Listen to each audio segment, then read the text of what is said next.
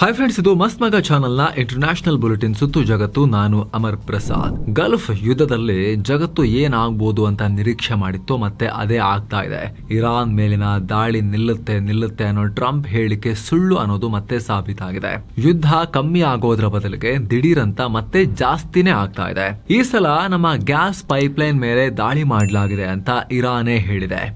ಅಷ್ಟೇ ಅಲ್ಲ, ನಾವೀಗ ಅಂಡರ್ ಸಿ ಕೇಬಲ್ಗಳನ್ನ ಹೊಡೆದು ಹಾಕ್ತೀವಿ, ಕಟ್ ಮಾಡ್ತೀವಿ ಅಂತ ಇರಾನ್ ಅಮೆರಿಕಗೆ ಧಮಕಿ ಹಾಕಿದೆ. ಅಂಡರ್ ಸಿ ಕೇಬಲ್ ಅಂದ್ರೆ ಸ್ನೇಹಿತರೆ, ಜಗತ್ತಿನ ರಾಷ್ಟ್ರಗಳನ್ನ ಇಂಟರ್ನೆಟ್ಗೆ ಕನೆಕ್ಟ್ ಮಾಡೋ ಅಂಡರ್ ಸಿ ಸಮುದ್ರದ ಆಳದಲ್ಲಿರೋ ಕೇಬಲ್.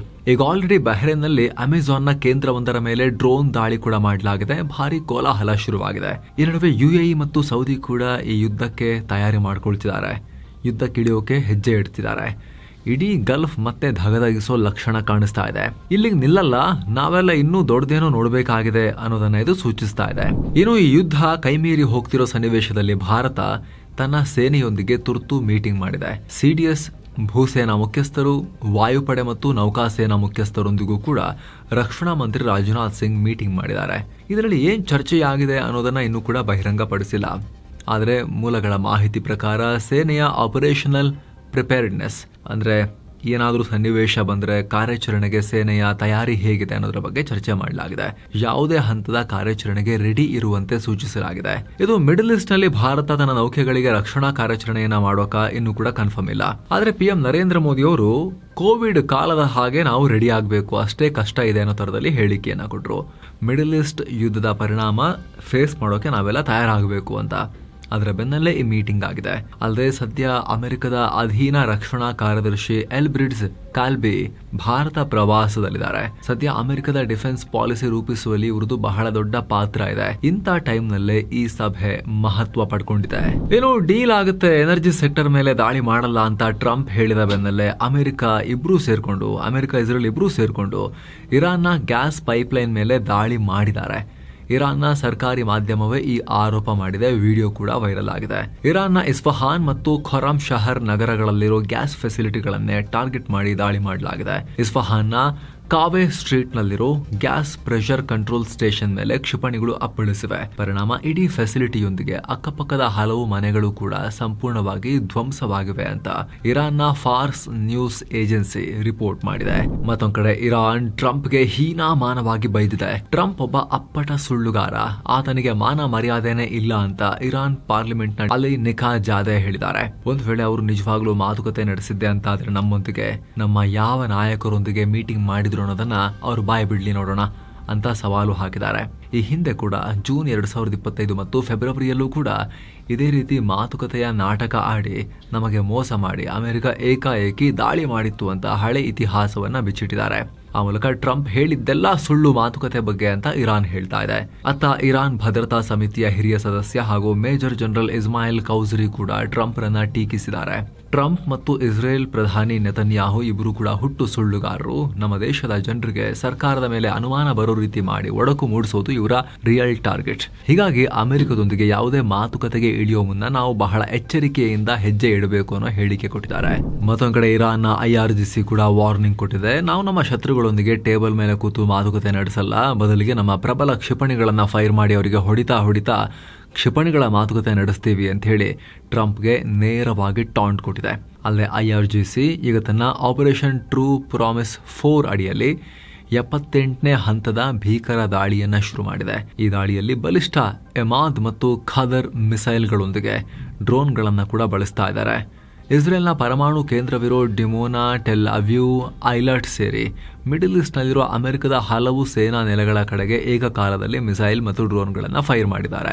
ಅಗೇನ್ ಇವಾಗಲೂ ಕೂಡ ಟ್ರೂ ಪ್ರಾಮಿಸ್ 4ನ 78ನೇ ಸುತ್ತಿನ ದಾಳಿ ಮಾಡಿದ್ಮೇಲೂ ಕೂಡ ಅಗೇನ್ ಆ ಪದವನ್ನ ಬಳಸಿದ್ದಾರೆ. ಇದು ಜಸ್ಟ್ ಟ್ರೇಲರ್ ಅಷ್ಟೇ, ಇನ್ನು ಪಿಕ್ಚರ್ ಬಾಕಿ ಇದೆ ಅಂತ ಇರಾನ್ ಅವರು ಹೇಳಿದ್ದಾರೆ. ನಮ್ಮ ಮಿಲಿಯನ್ ಗಟ್ಟಲೆ ಬಸೀಜ್ ಕಮಾಂಡೋಗಳು ಇನ್ನೂ ಕೂಡ ಯುದ್ಧ ಭೂಮಿಗೆ ಇಳಿದೇ ಇಲ್ಲ. ಶತ್ರುಗಳೇನಾದ್ರೂ ಇರಾನ್ ಒಳಗಡೆ ಕಾಲಿಟ್ರೆ ಕಣ್ಣು ಮುಚ್ಚಿ ಬಿಡುವಷ್ಟರಲ್ಲಿ ಇಡೀ ಸರ್ವನಾಶ ಆಗಿರ್ತಾರೆ ಅವರು. ಅಂತ ಹೇಳಿ IRGC ವಾರ್ನಿಂಗ್ ಕೊಟ್ಟಿದೆ. ಅಷ್ಟೇ ಅಲ್ಲ, ಇರಾನ್ ಕಡೆಯಿಂದ ಮತ್ತೊಂದು ಸ್ಫೋಟಕ ಮಾಹಿತಿ ಸಿಗ್ತಾ ಇದೆ. ಹಾರ್ಮುಜ್ ಜಲಸಂಧಿ ಭಾಗಶಃ ಬಂದ್ ಮಾಡಿದಾಯ್ತು. ಈಗ ಕೆಂಪು ಸಮುದ್ರದ ಅಡಿಯಲ್ಲಿರುವ ಅಂಡರ್ ಸಿ ಇಂಟರ್ನೆಟ್ ಕೇಬಲ್ಗಳನ್ನ ಕಟ್ ಮಾಡ್ತೀವಿ ಅಂತ ಇರಾನ್ ಬೆದರಿಕೆ ಹಾಕಿದೆ ಅನ್ನೋ ಮಾಹಿತಿ ಬರ್ತಾ ಇದೆ. ಗಲ್ಫ್ ರಾಷ್ಟ್ರಗಳು ಅಮೆರಿಕ ಸೇನೆಗೆ ಜಾಗ ಕೊಟ್ಟಿವೆ. ಅವರು ತಕ್ಷಣ ಅಮೆರಿಕನ್ ಸೈನಿಕರನ್ನ ವಾಪಸ್ ಕಳಿಸಬೇಕು, ಇಲ್ಲೇ ಹೋದ್ರೆ ಈ ಕೇಬಲ್ಗಳನ್ನ ಕಟ್ ಮಾಡ್ತೀವಿ ನೋಡಿ ಅಂತ ಇರಾನ್ ಬೆದರಿಕೆ ಒಡ್ಡಿದೆ ಅಂತ ಅನೇಕ ಅಧಿಕಾರಿಗಳನ್ನ ಉಲ್ಲೇಖಿಸಿ ವರದಿ ಮಾಡಲಾಗಿದೆ. ಇದು ಇಡೀ ಜಗತ್ತಿಗೆ ಆತಂಕಕ್ಕೆ ಕಾರಣ ಆಗಿದೆ. ಯಾಕಂದ್ರೆ ಈಗ ಆಲ್ರೆಡಿ ಇರಾನ್ ಹಾರ್ಮುಜ್ ಜಲಸಂಧಿಯನ್ನ ಬಹುತೇಕ ಬ್ಲಾಕ್ ಮಾಡಿದಕ್ಕೆ ಜಾಗತಿಕ ತೈಲ ಬಿಕ್ಕಟ್ಟು ಉಂಟಾಗಿದೆ. ಇನ್ನು ಈ ಅಂಡರ್ ಸಿ ಕೇಬಲ್ ಕೂಡ ಕಟ್ ಮಾಡಿದ್ರೆ ಇಡೀ ಜಗತ್ತಿನ ಇಂಟರ್ನೆಟ್ ನ ಬೆನ್ನೆಲುಬನ್ನ ಮುರಿದಂಗಾಗುತ್ತೆ. ಕಾರಣ ಏಷ್ಯಾ, ಯುರೋಪ್ ಮತ್ತು ಮಿಡಲ್ ಈಸ್ಟ್ ರಾಷ್ಟ್ರಗಳನ್ನ ಕನೆಕ್ಟ್ ಮಾಡೋ ಈ ಕೇಬಲ್ಗಳು ಜಗತ್ತಿನ 17ರಿಂದ 30% ನಷ್ಟು ಇಂಟರ್ನೆಟ್ ಟ್ರಾಫಿಕ್ ಅನ್ನ ಕಂಟ್ರೋಲ್ ಮಾಡ್ತೇವೆ. ಒಂದು ವೇಳೆ ಈ ಇಂಟರ್ನೆಟ್ ಕೇಬಲ್ಸ್ ಕಟ್ ಆದ್ರೆ ತಿಂಗಳುಗಟ್ಟಲೆ ಇಂಟರ್ನೆಟ್ ಡೌನ್ ಆಗಬಹುದು. Global financial transactions, cloud services, video calls, AI data ಸೆಂಟರ್ಗಳು ಕಂಪ್ಲೀಟ್ ಆಗಿ ಅಸ್ತವ್ಯಸ್ತ ಆಗಬಹುದು. ಈಗ ಆಲ್ರೆಡಿ ಗಲ್ಫ್ ರಾಷ್ಟ್ರಗಳಿಂದ ಮೆಟಾ ಕಂಪನಿಯ ಕಾಂಟ್ರಾಕ್ಟರ್ಗಳು ತಮ್ಮ ಕೆಲಸ ನಿಲ್ಲಿಸಿ ಜಾಗ ಖಾಲಿ ಮಾಡಿದ್ದಾರೆ. ಈ ನಡುವೆ ಇದು ಆಗೋದ್ರೆ ಜಗತ್ತಿಗೆ ಭಾರಿ ಅಪಾಯ ಉಂಟಾಗುತ್ತೆ. ಅಷ್ಟೇ ಅಲ್ಲ, ಭಾರತಕ್ಕೂ ದೊಡ್ಡ ಹೊಡೆತ ಬೀಳ್ಬೋದು. ಯಾಕಂದ್ರೆ ಯುರೋಪ್ ಮತ್ತು ಪಶ್ಚಿಮ ಏಷ್ಯಾದ ಸರ್ವರ್ಗಳಿಗೆ ಭಾರತ ಕನೆಕ್ಟ್ ಆಗಿರೋದೇ ಈ ಕೇಬಲ್ಗಳ ಮೂಲಕ. ನಾವು ನಿತ್ಯ ಮಾಡುವ UPI ಡಿಜಿಟಲ್ ಪೇಮೆಂಟ್ಸ್ ನಿಂದ ಹಿಡಿದು IT ಬಿಸ್ನೆಸ್ ತನಕ ಭಾರಿ ದೊಡ್ಡ ಪ್ರಾಬ್ಲಮ್ ಆಗ್ಬೋದು. ಈಗ ಆಲ್ರೆಡಿ ಈ ಅಂಡರ್ ಸಿ ಕೇಬಲ್ಗಳನ್ನ ನಿರ್ವಹಣೆ ಮಾಡುವ ಫ್ರಾನ್ಸ್ನ ಆಲ್ಕಟೆಲ್ ಕಂಪನಿ ಎಮರ್ಜೆನ್ಸಿ ಈ ಫೋರ್ಸ್ ಮೆಜೋರ್ ಘೋಷಣೆ ಮಾಡಿ ಸೌದಿ ಅರೇಬಿಯಾ ಕರಾವಳಿಯಲ್ಲಿ ಹಡಗುಗಳನ್ನು ನಿಲ್ಲಿಸಿದ್ದಾರೆ. ಹೀಗಾಗಿ ಇರಾನ್ ಕೇಬಲ್ ಕಟ್ ಮಾಡಿದ್ರೆ ಜಗತ್ತು ತೈಲದ ಬಳಿಕ ಡೇಟಾ ಸಮಸ್ಯೆಯನ್ನ ಕೂಡ ಫೇಸ್ ಮಾಡೋದು ಗ್ಯಾರಂಟಿ ಅಂತ ಹೇಳಲಾಗ್ತಿದೆ. ಮತ್ತೊಂದು ಕಡೆ ಇರಾನ್ ಬಹ್ರೇನ್ನಲ್ಲಿರುವ ಅಮೆಜಾನ್ ಫೆಸಿಲಿಟಿ ಮೇಲೆ ಡ್ರೋನ್ ನುಗ್ಗಿಸಿದೆ. ಇದರಿಂದ ಅಮೆಜಾನ್ ವೆಬ್ ಸರ್ವಿಸಸ್ ಅಂದರೆ AWS ನ ಬಹ್ರೇನ್ ರೀಜನ್ ಸಂಪೂರ್ಣವಾಗಿ ಡಿಸ್ರಪ್ಟ್ ಆಗಿದೆ. ಕ್ಲೌಡ್ ಸೇವೆ ಸಂಪೂರ್ಣ ಸ್ಥಗಿತವಾಗಿದೆ. ಅಮೆಜಾನ್ ಕಂಪನಿಯೇ ಅಧಿಕೃತವಾಗಿದ್ದರ ಬಗ್ಗೆ ಮಾಹಿತಿಯನ್ನ ಕೊಟ್ಟಿದೆ. ಇತ್ತ ಇರಾನ್ ಕಡೆಯಿಂದ ಬರ್ತಾ ಇದ್ದ ಮಿಸೈಲ್ ಮತ್ತು ಡ್ರೋನ್ಗಳನ್ನ ಕುವೈತ್ ಇಂಟರ್ಸೆಪ್ಟ್ ಮಾಡೋ ವೇಳೆ ದೊಡ್ಡ ಅವಘಡ ಉಂಟಾಗಿದೆ. ಇರಾನ್ನ ಡ್ರೋನ್ ಮತ್ತು ಮಿಸೈಲ್ ಅವಶೇಷಗಳು ಬಿದ್ದು ಕುವೈತ್ನ ಹಲವು ಪ್ರಮುಖ ಪವರ್ ಟ್ರಾನ್ಸ್ಮಿಷನ್ ಲೈನ್ಗಳು ಡ್ಯಾಮೇಜ್ ಆಗಿವೆ. ಪರಿಣಾಮ ದೇಶದ ಹಲವು ಕಡೆ ಕರೆಂಟ್ ಇಲ್ಲದೆ ಪವರ್ ಕಟ್ ಆಗಿದೆ ಅಂತ ಕುವೈತ್ ಸರ್ಕಾರ ಅಧಿಕೃತವಾಗಿ ಮಾಹಿತಿ ಕೊಟ್ಟಿದೆ. ಸದ್ಯಕ್ಕೆ ಹಾನಿಗೊಳಗಾಗಿರೋ ಲೈನ್ಗಳನ್ನ ರಿಪೇರಿ ಮಾಡಿ ವಿದ್ಯುತ್ ಮರುಸ್ಥಾಪಿಸುವ ಕೆಲಸ ಜೋರಾಗಿ ನಡೀತಾ ಇದೆ. ಇನ್ನೊಂದು ಕಡೆ ಬಹ್ರೇನ್ನಲ್ಲಿ ಇರಾನ್ ದಾಳಿಯ ಭೀತಿಯಿಂದ ಹೈ ಅಲರ್ಟ್ ಘೋಷಣೆಯಾಗಿದೆ. ಕೇವಲ 4 ಗಂಟೆಗಳಲ್ಲಿ 3ನೇ ಬಾರಿಗೆ ಡೇಂಜರ್ ಸೈರನ್ಗಳು ಮೊಳಗಿವೆ. ಯಾರು ಆತಂಕ ಪಡಬೇಡಿ, ಕೂಡಲೇ ಹತ್ತಿರದ ಸೇಫ್ ಪ್ಲೇಸ್ಗಳಿಗೆ ಹೋಗಿ ಅಂತ ಅಲ್ಲಿನ ಸರ್ಕಾರ ಜನರಿಗೆ ತುರ್ತು ಎಚ್ಚರಿಕೆಯನ್ನ ಕೊಟ್ಟಿದೆ. ಅತ್ತ ಸೌದಿ ಅರೇಬಿಯಾ ಮೇಲೂ ಕೂಡ ಇರಾನ್ನ ದಾಳಿ ಮುಂದುವರೆದಿದೆ. ಸೌದಿ ಅರೇಬಿಯಾದ ಪೂರ್ವ ಪ್ರಾಂತ್ಯವನ್ನ ಟಾರ್ಗೆಟ್ ಮಾಡಿ ಇರಾನ್ ಸಾಲು ಡ್ರೋನ್ಗಳನ್ನ ಹಾರಿಸಿದೆ. ಇರಾನ್ನಿಂದ ಬರ್ತಾ ಇದ್ದ 19 ಡ್ರೋನ್ಗಳನ್ನ ನಾವು ಆಕಾಶದಲ್ಲಿ ಹೊಡೆದು ಹಾಕಿದೀವಿ ಅಂತ ಸೌದಿ ಹೇಳ್ಕೊಂಡಿದೆ. ಅಷ್ಟು ಮಾತ್ರವಲ್ಲ, ಈ ಯುದ್ಧಕ್ಕೆ ಸೌದಿ ಮತ್ತು UAE ಒಂದಾಗಿ ಇರಾನ್ ವಿರುದ್ಧ ಕದನಕ್ಕೆ ಇಳಿಯಬಹುದು ಅಂತ ಅಮೆರಿಕದ ಪ್ರತಿಷ್ಠಿತ ಮಾಧ್ಯಮ ವಾಲ್ ಸ್ಟ್ರೀಟ್ ಜರ್ನಲ್ ರಿಪೋರ್ಟ್ ಮಾಡಿದೆ. ಇರಾನ್ ಪದೇ ಪದೇ ಗಲ್ಫ್ ಅರಬ್ ರಾಷ್ಟ್ರಗಳ ಮೇಲೆ, ಅದರಲ್ಲೂ ಕೂಡ ಎನರ್ಜಿ ಇನ್ಫ್ರಾಸ್ಟ್ರಕ್ಚರ್, ತೈಲ ನೆಲೆ, ಗ್ಯಾಸ್ ನೆಲೆಗಳ ಮೇಲೆ ಮಿಸೈಲ್ ಮತ್ತು ಡ್ರೋನ್ ನುಗ್ಗಿಸ್ತಾ ಇರೋದ್ರಿಂದ ಇವರ ತಾಳ್ಮೆ ಮಿತಿ ಮೀರ್ತಾ ಇದೆ. ಇನ್ನೇನಿದ್ರು ಯುದ್ಧಕ್ಕೆ ಇಳಿಯೋದೊಂದೇ ಬಾಕಿ, ಮ್ಯಾಟರ್ ಆಫ್ ಟೈಮ್ ಅಷ್ಟೇ ಅಂತ ಉಲ್ಲೇಖ ಮಾಡಲಾಗಿದೆ. ಈಗ ಆಲ್ರೆಡಿ ಅಮೆರಿಕದ ಮಿಲಿಟರಿಗೆ ತಮ್ಮ ಕಿಂಗ್ ಫಹಾದ್ ಏರ್ ಬೇಸ್ ಬಳಸ್ಕೊಳ್ಳೋಕೆ ಸೌದಿ ಪರ್ಮಿಷನ್ ಕೊಟ್ಟಿದೆ. ಇನ್ನು ಯುನೈಟೆಡ್ ಅರಬ್ ಎಮಿರೇಟ್ಸ್ ಕೂಡ ತನ್ನ ಫಿನಾನ್ಷಿಯಲ್ ಸಿಸ್ಟಮ್ ನಲ್ಲಿರೋ ಇರಾನ್ಗೆ ಸೇರಿದ ಸಾವಿರಾರು ಕೋಟಿ ಹಣವನ್ನ ಫ್ರೀಸ್ ಮಾಡ್ತಾ ಇದೆ. ಆ ರೀತಿ ಹೆಜ್ಜೆ ಇಡೋಕೆ ಯೋಚನೆ ಮಾಡ್ತಾ ಇದೆ. ಇದು ಯುದ್ಧ ಮತ್ತು ಹಣದುಬ್ಬರದಿಂದಾಗಿ ಆರ್ಥಿಕವಾಗಿ ಒದ್ದಾಡ್ತಿರೋ ಇರಾನ್ಗೆ ದೊಡ್ಡ ಪೆಟ್ಟನ್ನ ಕೊಡುತ್ತೆ. ಹೀಗಾಗಿ ಇರಾನ್ ಕೂಡ ದೊಡ್ಡ ದಾಳಿಗಳನ್ನ ಇವ್ರ ಮೇಲೆ ಮಾಡ್ತಾನೆ ಇದೆ. ಇದಕ್ಕೆ ಪ್ರತಿಕಾರ ಹೇಳೋಕೆ, ಮಿಲಿಟರಿಯಾಗಿ ಹೆಜ್ಜೆ ಇಡೋಕೆ ಸೌದಿ ಮತ್ತು UAE ಮುಂದಾಗಿದ್ದಾರೆ. ಕಳೆದ ವಾರ ಸೌದಿ ವಿದೇಶಾಂಗ ಸಚಿವ ನಮ್ಮ ತಾಳ್ಮೆ ಮುಗಿದು ಹೋಗಿದೆ ಅಂತ ಹೇಳಿದ್ರು. ಈಗ ದಾಳಿ ಮಾಡೋದಷ್ಟೇ ಬಾಕಿ, ಎಲ್ಲ ತಯಾರಿ ಆಗ ಹೋಗಿದೆ ಅಂತ WSJ ರಿಪೋರ್ಟ್ ಮಾಡಿದೆ. ಈ ನಡುವೆ ಟ್ರಂಪ್ ಮತ್ತೊಂದು ಯೂಟರ್ನ್ ಹೊಡೆದಿದ್ದಾರೆ. ಈ ಯುದ್ಧ ಮಾಡಿ ಅಂತ ನನಗೆ ನಮ್ಮ ರಕ್ಷಣಾ ಸಚಿವ ಪೀಟ್ ಹೆಕ್ಸೆತ್ ಅವರೇ ಹೇಳಿದ್ದು, ಅದಕ್ಕೆ ಯುದ್ಧ ಆಯ್ತು ಅನ್ನೋ ರೀತಿಯಲ್ಲಿ ಅವ್ರ ಮೇಲೆ ಗೂಬೆ ಕೂರಿಸಿದ್ದಾರೆ. ಟೆನೆಸಿಯಲ್ಲಿ ನಡೆದ ರೌಂಡ್ ಟೇಬಲ್ ಕಾನ್ಫರೆನ್ಸ್ ನಲ್ಲಿ ಟ್ರಂಪ್ ಮತ್ತು ಅವರ ಸಚಿವರೆಲ್ಲ ಹಾಜರಿದ್ರು. ಈ ವೇಳೆ ಪೀಟ್ ಹೆಕ್ಸೆತ್ ಕಡೆಗೆ ತಿರುಗಿ, ಪೀಟ್, ಇರಾನ್ ಮೇಲೆ ದಾಳಿ ಮಾಡೋಣ ಅಂತ ಮೊದಲು ಹೇಳಿದ್ದೆ ನೀನು. ಇರಾನ್ ಕೈಗೆ ನ್ಯೂಕ್ಲಿಯರ್ ಆಯುಧ ಸಿಗೋಕೆ ಬಿಡಬಾರ್ದು, ಹೀಗಾಗಿ ಲೆಟ್ಸ್ ಡೂ ಇಟ್ ಅಂತ ನೀನೇ ಅದನ್ನು ಮೊದಲು ಹೇಳಿದ್ದು ಅಂತ ಹೆಕ್ಸೆತ್ ಕಡೆಗೆ ಬೊಟ್ಟು ಮಾಡಿದ್ದಾರೆ. ಜೊತೆಗೆ ಯುದ್ಧದ ನಿರ್ಧಾರ ತಗೊಂಡ ಆ ಕ್ಷಣವನ್ನ ಟ್ರಂಪ್ ನೆನಪು ಮಾಡಿಕೊಂಡು ಮಾತನಾಡಿದ್ದಾರೆ. ನಾನು ಪೀಟ್ ಮತ್ತು ಜನರಲ್ ಕೇನ್ಗೆ ಕಾಲ್ ಮಾಡಿದ್ದೆ. ಮಿಡಲ್ ಈಸ್ಟ್ ನಲ್ಲಿ ನಮಗೊಂದು ಸಮಸ್ಯೆ ಇದೆ, ಅಲ್ಲಿಗೆ ಹೋಗಿ ಆ ದೊಡ್ಡ ಸಮಸ್ಯೆಯನ್ನ ಎಲಿಮಿನೇಟ್ ಮಾಡೋಣ ಅಂತ ಹೇಳಿದೆ. ಈಗ ನಾವು ಇರಾನ್ನ ನೌಕಾಪಡೆ, ವಾಯುಪಡೆ, ಮಿಸೈಲ್ ಪವರ್ ಎಲ್ಲವನ್ನ ನಾಶ ಮಾಡಿಬಿಟ್ಟಿದೀವಿ ಅಂತ ಹೇಳಿದ್ದಾರೆ. ಇನ್ನು ಟ್ರಂಪ್ ದಿಢೀರಂತ ಪೀಟ್ ಹೆಕ್ಸೆತ್ ಮೇಲೆ ಬ್ಲೇಮ್ ಮಾಡ್ತಿರೋದಕ್ಕೆ ನಾನಾ ರೀತಿ ಇದನ್ನ ವಿಶ್ಲೇಷಣೆ ಮಾಡಲಾಗ್ತಿದೆ. ಇರಾನ್ ಕದನದಲ್ಲಿ ಅಮೆರಿಕಾಗೆ ಅಂತ ದೊಡ್ಡ ಸಕ್ಸಸ್ ಸಿಗ್ತಾ ಇಲ್ಲ. ಎಲ್ಲಾ ನಾಶ ಮಾಡಿದ್ರು ಕೂಡ ಇರಾನ್ ಇನ್ನೂ ಕೂಡ ಮಿಸೈಲ್ ಫೈರ್ ಮಾಡೋದನ್ನ, ಡ್ರೋನ್ ಹಾರಿಸೋದನ್ನ ಕಂಟಿನ್ಯೂ ಮಾಡಿದೆ. ನಿಲ್ಸ್ಲಿಕ್ಕೆ ಆಗ್ಲಿಲ್ಲ ಅಮೆರಿಕದ ಕೈಲಿ. ಜೊತೆಗೆ ಸರ್ಕಾರ ಕೂಡ ಖಾಮಿನೆಗಳದು ಹೋಗಿಲ್ಲ.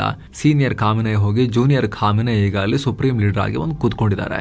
ಜೊತೆಗೆ ಅಮೆರಿಕದ ಹಲವಾರು ಅತ್ಯಾಧುನಿಕ ಯುದ್ಧ ವಿಮಾನಗಳು, ರಿಫ್ಯೂಲಿಂಗ್ ಟ್ಯಾಂಕ್ಗಳು, ಕೆಲವೊಂದು ಇರಾನ್ ಹೊಡೆದು ಡ್ಯಾಮೇಜ್ ಆಯಿತು, ಕೆಲವೊಂದು ಫ್ರೆಂಡ್ಲಿ ಫೈರ್ ನಲ್ಲಿ ಪತನ ಆದವು, ಕೆಲವೊಂದು ಅವಘಡಗಳಲ್ಲಿ ಪತನ ಆದವು. ಜೊತೆಗೆ ಹೊರ್ಮುಜ್ ಜಲಸಂಧಿ ಓಪನ್ ಮಾಡೋಕೆ ಟ್ರಂಪ್ ಕೊಟ್ಟಿದ್ದ 48 ಗಂಟೆಗಳ ಡೆಡ್ ಲೈನ್ ಕೂಡ ಇರಾನ್ ಅದು ಕೇರೇ ಮಾಡಲಿಲ್ಲ. ಹಾಗಾಗಿ ಟ್ರಂಪ್ ಈಗ ಮತ್ತೆ ಕದನ ವಿರಾಮದ ನಾಟಕ ಎಲ್ಲ ಆಡ್ತಾ ಇದ್ದಾರೆ ಮರ್ಯಾದೆ ಉಳಿಸ್ಕೊಳ್ಳೋ ಸಲುವಾಗಿ. ಹೀಗಾಗಿ ಟ್ರಂಪ್ ಇಲ್ಲಿ ನಂದೊಬ್ಬಂದಲ್ಲ ಎಲ್ಲ ಸೇರ್ಕೊಂಡು ಮಾಡಿದ್ದು ಅಂತ ಹೇಳಿ ಪೀಟ್ ಹೆಕ್ಸೆತ್ ಕಡೆಗೆ ಅವ್ರನ್ನ ಮುಂದೆ ಇಡೋಕೆ ಪ್ರಯತ್ನ ಪಡ್ತಿದ್ದಾರೆ ಅನ್ನೋ ಚರ್ಚೆ ನಡೀತಾ ಇದೆ. ಮತ್ತೊಂದು ಕಡೆಯಿಂದ ಇರಾನ್ ಇಸ್ರೇಲ್ ಮೇಲೆ ಭೀಕರವಾಗಿ ಮಿಸೈಲ್ ದಾಳಿ ಮಾಡಿದೆ. ಸಾಲು ಮಿಸೈಲ್ಗಳನ್ನ ಇರಾನ್ ಇಸ್ರೇಲ್ ಕಡೆಗೆ ಫೈರ್ ಮಾಡಿದೆ ಅಂತ ಇಸ್ರೇಲೇ ಸ್ಪಷ್ಟಪಡಿಸಿದೆ. ಈ ಅಟ್ಯಾಕ್ ನ ತಡೆಯೋದಕ್ಕೆ ಇಸ್ರೇಲ್ ಕೂಡ ತುಂಬಾ ಅಲರ್ಟ್ ಆಗಿದೆ. ಆದ್ರೂ ಇರಾನ್ ಮಾಡಿರೋ ಲೇಟೆಸ್ಟ್ ಅಟ್ಯಾಕ್ ನಿಂದ ಇಸ್ರೇಲ್ನ ಒಳಗಡೆ ಹಲವರು ಗಾಯಗೊಂಡಿದ್ದಾರೆ. ಅವರಿಗೆಲ್ಲ ಟ್ರೀಟ್ಮೆಂಟ್ ಕೊಡ್ಲಾಗ್ತಾ ಇದೆ ಅಂತ ಇಸ್ರೇಲ್ನ ಎಮರ್ಜೆನ್ಸಿ ಸರ್ವಿಸಸ್ ಹೇಳಿದೆ. ಇದರೊಂದಿಗೆ ದಕ್ಷಿಣ ಇಸ್ರೇಲ್ನ ಹಲವು ಕಡೆ ಮಿಸೈಲ್ಗಳು ಬಿದ್ದಿರೋ ಬಗ್ಗೆ ಕೂಡ ರಿಪೋರ್ಟ್ ಆಗಿದೆ. ಹೀಗಾಗಿ ಮಿಸೈಲ್ ಬಿದ್ದಿರೋ ಜಾಗಗಳಿಗೆ ರಕ್ಷಣಾ ಸಿಬ್ಬಂದಿಯನ್ನ ಕಳಿಸ್ಕೊಡ್ಲಾಗಿದೆ ಅಂತ ಇಸ್ರೇಲ್ ಮಿಲಿಟರಿ ಹೇಳಿದೆ. ಮಿಸೈಲ್ ದಾಳಿ ಆಗಿರೋ ಜಾಗಗಳಲ್ಲಿ ಜನ ಗುಂಪು ಸೇರಬಾರದು, ಆ ಕಡೆ ಹೋಗಬೇಡಿ ಅಂತ ಇಸ್ರೇಲ್ ಸೇನೆ ವಾರ್ನಿಂಗ್ ಕೂಡ ಕೊಟ್ಟಿದೆ. ಮತ್ತೊಂದು ಕಡೆ ಚೀನಾ ತನ್ನ ಜನರಿಗೆ ಅರ್ಜೆಂಟ್ ವಾರ್ನಿಂಗ್ ಕೊಟ್ಟಿದೆ. ಇಸ್ರೇಲ್ ನಲ್ಲಿರೋ ಚೀನಾ ಪ್ರಜೆಗಳು ನಿಮ್ಮ ಪ್ರಾಣದೊಂದಿಗೆ ರಿಸ್ಕ್ ತಗೋಬೇಡಿ, ಆದಷ್ಟು ಬೇಗ ಅಲ್ಲಿಂದ ಬೇರೆ ಕಡೆಗೆ ಎಸ್ಕೇಪ್ ಆಗಿ ಇಲ್ಲ ಚೀನಾಗೆ ವಾಪಸ್ ಬನ್ನಿ ಅಂತ ಅಡ್ವೈಸರಿ ಜಾರಿ ಮಾಡಿದೆ. ಮತ್ತೊಂದು ಕಡೆ ಇರಾನ್ ನಲ್ಲಿ ಇಸ್ರೇಲ್ ಮತ್ತು ಅಮೆರಿಕ ವಿರೋಧಿ ಪ್ರತಿಭಟನೆ ಹೆಚ್ಚಾಗಿದೆ. ರಾಜಧಾನಿ ಟೆಹರಾನ್ನ ಅತಿ ಉದ್ದದ ರಸ್ತೆ ವಾಲಿಯಾಜರ್ ಹಾಗೂ ಎಂಗೆಲಾಬ್ ಸ್ಕ್ವೇರ್ ನಲ್ಲಿ ಸಾವಿರಾರು ಜನ ಜಮಾಯಿಸಿದ್ದಾರೆ. ಕೈಯಲ್ಲಿ ಇರಾನ್ ಬಾವುಟ ಹಿಡಿದು ಲೌಡ್ ಸ್ಪೀಕರ್ಗಳಲ್ಲಿ ಇರಾನ್ ದೇಶಭಕ್ತಿ ಘೋಷಣೆಗಳನ್ನು ಮೊಳಗಿಸ್ತಾ ಅಮೆರಿಕ ಇಸ್ರೇಲ್ ವಿರುದ್ಧ ಧಿಕ್ಕಾರಕ್ಕೆ ಹೋಗಿದ್ದಾರೆ. ಇರಾನ್ನ ಹೊಸ ಸುಪ್ರೀಂ ಲೀಡರ್ ಮೊಜ್ತಬಾ ಖಾಮಿನೈರ ಬೃಹತ್ ಫೋಟೋಗಳನ್ನೆಲ್ಲ ಪ್ರದರ್ಶಿಸಿ ಅವರಿಗೆ ಫುಲ್ ಸಪೋರ್ಟ್ ಕೊಡ್ತಾ ಇದ್ದೀವಿ ಅಂತ ಹೇಳಿದ್ದಾರೆ. ಟೆಹರಾನ್ ಜೊತೆಗೆ ಆ ಕಡೆ ಕರಾಜ್, ಇರಾಕ್ ಗಡಿಗೆ ಹೊಂದಿಕೊಂಡಿರೋ ಇಲ್ಹಾಮ್ ನಗರಗಳಲ್ಲೂ ಕೂಡ ಭಾರಿ ಜನಸ್ತೋಮ ಕಂಡು ಬಂದಿದೆ. ಇನ್ನು ಅಂತಾರಾಷ್ಟ್ರೀಯ ಮಾರುಕಟ್ಟೆಯಲ್ಲಿ ಕಚ್ಚಾ ತೈಲದ ಬೆಲೆ ಸಿಕ್ಕಾಪಟ್ಟೆ ವಾಲಟೈಲ್ ಆಗಿದೆ. $100 ಆಸುಪಾಸಿದೆ. ನಾವು ರೆಕಾರ್ಡ್ ಮಾಡೋ ಟೈಮ್ನಲ್ಲಿ 98.88 ಆಲ್ಮೋಸ್ಟ್ $99 ಇತ್ತು. ಇದರಲ್ಲಿ ಯಾವುದೇ ಸ್ಟೆಬಿಲಿಟಿ ಇಲ್ಲ. ನಿಮ್ಮ ಹತ್ರ ಬರ್ಬೇಕಾದ್ರೆ ಇನ್ನೊಂದು $5 ಏರಿಕೆ ಆಗಿರ್ಬೋದು ಅಥವಾ ಕಮ್ಮಿ ಕೂಡ ಆಗಿರ್ಬೋದು. ಆದರೆ $100 ಆಸುಪಾಸಲ್ಲೇ ಇದೆ. ಜೊತೆಗೆ ಇಲ್ಲಿ ಟ್ರಂಪ್ ಈ ರೀತಿ ಪೋಸ್ಟ್ ಹಾಕಿದ್ರಲ್ಲ, 5 ದಿನ ಎನರ್ಜಿ ಇನ್ಫ್ರಾಸ್ಟ್ರಕ್ಚರ್ ಮೇಲೆ ದಾಳಿ ಮಾಡಲ್ಲ ಅಂತ. ಅಲ್ಲಿ ಟ್ರಂಪ್ ಏನಾದರೂ ಕೂಡ ಈ ಸ್ಟಾಕ್ ಮಾರ್ಕೆಟ್ ಅನ್ನ ಮತ್ತು ಈ ಆಯಿಲ್ ಮಾರ್ಕೆಟ್ ಅನ್ನ ಮ್ಯಾನಿಪುಲೇಟ್ ಮಾಡ್ತಿದಾರ ವೈಯಕ್ತಿಕ ಲಾಭಕ್ಕೆ ಅನ್ನೋ ಆರೋಪಗಳನ್ನ ಕೂಡ ಮಾಡಲಾಗ್ತಿದೆ. ನಾವು ಕೂಡ ನಿನ್ನೆ ಈ ಮಾರ್ಕೆಟ್ ಕ್ರ್ಯಾಶ್ ನ ಸುದ್ದಿಯಲ್ಲಿ ಎಕ್ಸ್ಪ್ಲೇನ್ ಮಾಡೋ ಟೈಮ್ನಲ್ಲಿ ಹೇಳಿದ್ವಿ, ಟ್ರಂಪ್ ಒಬ್ಬ ಅಧ್ಯಕ್ಷನ ಥರ ಬಿಹೇವ್ ಮಾಡ್ತಿಲ್ಲ, ಒಬ್ಬ ಮಾರ್ಕೆಟ್ನಲ್ಲಿ ಟ್ರೇಡ್ ಮಾಡೋ ಟ್ರೇಡರ್ ಥರ ಬಿಹೇವ್ ಮಾಡ್ತಿದ್ದಾರೆ. ಅವರ ಒಂದೊಂದು ಪೋಸ್ಟ್ ಮಾರ್ಕೆಟನ್ನು 8% 10% ಎಲ್ಲ ಸ್ವಿಂಗ್ ಮಾಡ್ತಾರೆ, ಮುಖ್ಯವಾಗಿ ಆಯಿಲ್ ಮಾರ್ಕೆಟನ್ನು ಅಂತ. ಈಗ ನೋಡಿದ್ರೆ ಏನಾಗಿದೆ ಅಂತ ಹೇಳಿದ್ರೆ, ರಿಪೋರ್ಟ್ಸ್ ಪ್ರಕಾರ ಟ್ರಂಪ್ ಈ ರೀತಿ ಹೇಳಿಕೆ ಕೊಡೋಕ್ಕೂ ಮುಂಚೆನೆ ತೈಲ ಮಾರುಕಟ್ಟೆಯಿಂದ ದೊಡ್ಡ ಪ್ರಮಾಣದಲ್ಲಿ ದುಡ್ಡನ್ನು ತೆಗೆದು ಈಕ್ವಿಟಿ ಮೇಲೆ ಹೂಡಿಕೆ ಮಾಡಲಾಗಿತ್ತು ಅನ್ನೋದು ರಿಪೋರ್ಟ್ ಆಗಿದೆ. $500 ಬಿಲಿಯನ್ ಅಧಿಕ, ಸುಮಾರು 500-600 ಮಿಲಿಯನ್ ಡಾಲರ್ನಷ್ಟು ದುಡ್ಡನ್ನು, ಸುಮಾರು 5,000 ಕೋಟಿ ರೂಪಾಯಿ ದುಡ್ಡನ್ನು ಆಯಿಲ್ ಮಾರ್ಕೆಟಿಂದ ತೆಗೆದುಬಿಟ್ಟು ಈಕ್ವಿಟಿಗೆ ಮೂವ್ ಮಾಡಲಾಗಿತ್ತು ಜಸ್ಟ್ ಬಿಫೋರ್ ಟ್ರಂಪ್ ಈ ಘೋಷಣೆಯನ್ನು ಮಾಡೋ ಕೆಲ ನಿಮಿಷಗಳ ಮುನ್ನ ಅಂತ ಹೇಳಿ. ಇನ್ನು ಕೊಲಂಬಿಯಾ ವಾಯುಸೇನೆಗೆ ಸೇರಿದ C-130 ಹರ್ಕ್ಯುಲಸ್ ವಿಮಾನ ಪತನ ಆಗಿದೆ. ಪರಿಣಾಮ 66 ಯೋಧರು ಮೃತಪಟ್ಟಿದ್ದಾರೆ. 55ಕ್ಕೂ ಅಧಿಕ ಸೈನಿಕರು ಗಂಭೀರ ಗಾಯಗೊಂಡಿದ್ದಾರೆ. ದಕ್ಷಿಣ ಅಮೆಜಾನ್ ಕಾಡಿನಂಚಿನಲ್ಲಿರೋ ಪೋರ್ಟೋ ಲೆಗುಜಾಮೋ ಏರ್ಬೇಸ್ನಿಂದ 114 ಸೈನಿಕರು ಹಾಗೂ 11 ಸಿಬ್ಬಂದಿ ಸೇರಿ ಒಟ್ಟು 125 ಜನರನ್ನ ಈ ವಿಮಾನ ಹೊತ್ತೊಯ್ತಾ ಇತ್ತು. ಟೇಕ್ ಆಫ್ ಆಗೋ ವೇಳೆನೆ ತಾಂತ್ರಿಕ ಕಾರಣದಿಂದ ರನ್ವೇ ಎಂಡ್ನಲ್ಲಿ ಇದು ಪತನ ಆಗಿದೆ. ವಿಮಾನದಲ್ಲಿದ್ದ ಮದ್ದುಗುಂಡುಗಳು ಕೂಡ ಸ್ಫೋಟಗೊಂಡು ಈ ದುರಂತದ ತೀವ್ರತೆಯನ್ನ ಮತ್ತಷ್ಟು ಜಾಸ್ತಿ ಮಾಡಿವೆ. ಸೊ ಫ್ರೆಂಡ್ಸ್, ಇದಾಗಿತ್ತು ಇವತ್ತಿನ ಜಗತ್ತಿನ ಸುತ್ತಾಟ. ಮುಖ್ಯವಾಗಿ ಮಿಡಲ್ ಈಸ್ಟ್ ನ ಅಪ್ಡೇಟ್ಸ್ ಕೂಡ ನಾವೆಲ್ಲ ನಿಮಗೆ ತಲುಪಿಸುವಂತ ಪ್ರಯತ್ನವನ್ನ ಮಾಡಿದ್ದೀವಿ. ಮುಂದೆ ಕೂಡ ಟೈಮ್ಲಿ ಆಗಿ ಮಾಹಿತಿ ನೀಡ್ತಾನೆ ಇರ್ತೀವಿ ಸ್ನೇಹಿತರೆ. ದಯವಿಟ್ಟು ಸಬ್ಸ್ಕ್ರೈಬ್ ಮಾಡಿ. ಹಾಗೆ ವಿಡಿಯೋ ಕೆಳಗಿರೋ ಜಾಯಿನ್ ಬಟನ್ ಮೂಲಕ ಆಸಕ್ತ ವೀಕ್ಷಕರು ಮಸ್ತ್ಮಗ ಪ್ರೀಮಿಯಂ ಸದಸ್ಯರಾಗಬಹುದು. ಎಲ್ಲ ಮೆಂಬರ್ ಓನ್ಲಿ ವಿಡಿಯೋಸ್ ಅನ್ನ ನೋಡೋಕೆ ಶುರು ಮಾಡಬಹುದು. ಆಸಕ್ತರು ಜಾಯಿನ್ ಬಟನ್ ಚೆಕ್ ಮಾಡಿ ಮತ್ತೆ ಭೇಟಿ ಆಗ್ತಿರೋಣ. ನಮಸ್ತೆ.